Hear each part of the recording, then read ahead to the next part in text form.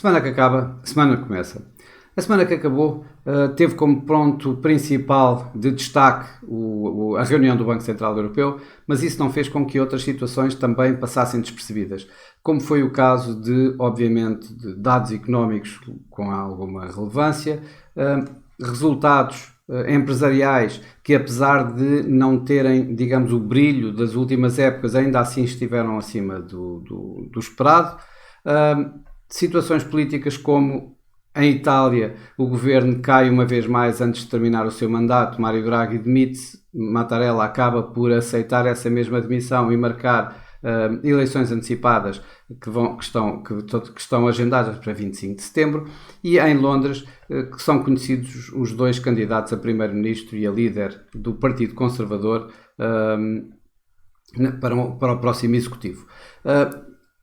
Por outro lado, a crise energética continua a preocupar e Nord Stream 1 acabou por ser reaberto, apesar dos receios iniciais de que poderia continuar fechado. No Banco Central Europeu subiu-se 50 pontos base, fez-se história. O mercado estava à espera, aliás, Christine Lagarde tinha dado indicações anteriores de que iria subir 25 pontos base. No entanto, o mercado já estava em especulações durante algum tempo de que essa subida fosse para o dobro, fosse de 50 pontos e não de 25 pontos, o que acabou por acontecer. E, de facto, quando se esperava que as taxas de juros negativas dos depósitos no Banco Central Europeu só voltassem a terreno positivo para o próximo mês de setembro, eles voltaram já e, portanto, saímos de taxas de juros negativas que tinham entrado há 8 anos. Isto foi a primeira vez nos últimos 11 anos que o Banco Central Europeu subiu taxas de juros. Por outro lado, os dados macroeconómicos da semana também foram bastante relevantes. No caso da Europa, tivemos os PMIs que mostraram um recuo da atividade económica a nível geral. Depois tivemos dados da inflação, nomeadamente no Reino Unido, que voltámos a ter um novo máximo de 40 anos, com a inflação a atingir os 9,4%. No Canadá tivemos mais um máximo de 8,1%, este um pouco abaixo do esperado, ou do temido, digamos assim, que se estava à espera de 8,4% e acabou por sair a 8,1%, mesmo assim em máximos de 30 anos.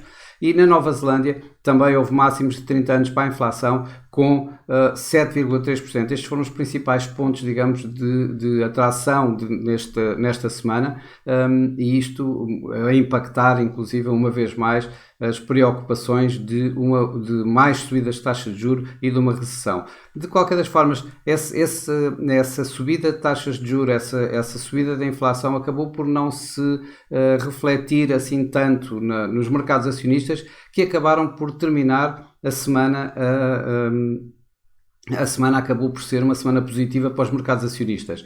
No mercado cambial, o dólar acabou por retrair um pouco, corrigir das fortes subidas das últimas semanas, e o euro foi um pouco suportado. Ele começou por ser suportado quando as especulações sobre os 50 pontos começaram a vir a mercado, depois do Banco Central Europeu ter feito a subida de 50 pontos, acabou por ficar como estava e não mais do que isso, com o euro-dólar a manter-se à volta dos 1,02. De referir aqui mais, digamos, o que o dólar perdeu, na medida em que havia algumas expectativas sobre uma subida mais agressiva ainda por parte do Fed, que o mercado acabou por acalmar, tendo em consideração que James Bullard e Christopher Waller, os dois mais agressivos membros da Fed, acabaram por dizer que 75 pontos seria a base de subida da taxa de juros dele, e declinaram esse 1%, o que levou, digamos, o dólar a recuar um pouco das fortes subidas.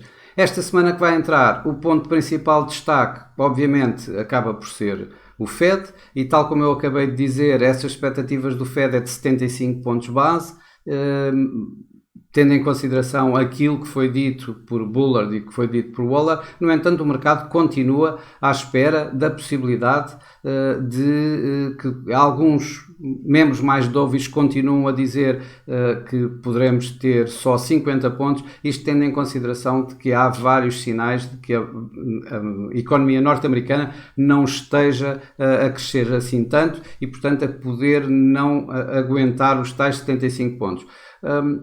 Acima a 1%, claro que continua também sempre tudo em cima da mesa, principalmente quando na semana passada tivemos a situação, ou aliás há 2 semanas tivemos a situação de que o Banco do Canadá subiu 1% a sua taxa de juros, o que alertou para a possibilidade dos Estados Unidos, do FED, poder executar exatamente o mesmo. Esta semana também temos fortes dados macroeconómicos, nomeadamente nos Estados Unidos, em que vamos ter o PIB, mais uma vez. Este PIB vai sair também ali assim em torno da mesma altura do Banco Central da FED, da reunião da FED, pelo que poderá ter pouca influência direta neste momento, nesta reunião, e poderá ter muito mais sobre o que vai projetar para o futuro. Por outro lado, o PIB também teremos o PIB na Europa, que poderá mostrar uma vez mais que a economia europeia está a cair, está a recuar um pouco, e teremos mais uma vez dados da inflação, tanto e aqui na Europa e na Austrália. Na Austrália é importante porque da última vez o governador do Banco Central australiano apontou que teria também que fazer frente sempre aos dados de inflação e que se a inflação continuasse, ele continuaria a subir taxas de juros, e isto é importante para vermos até que ponto é que isso pode acontecer.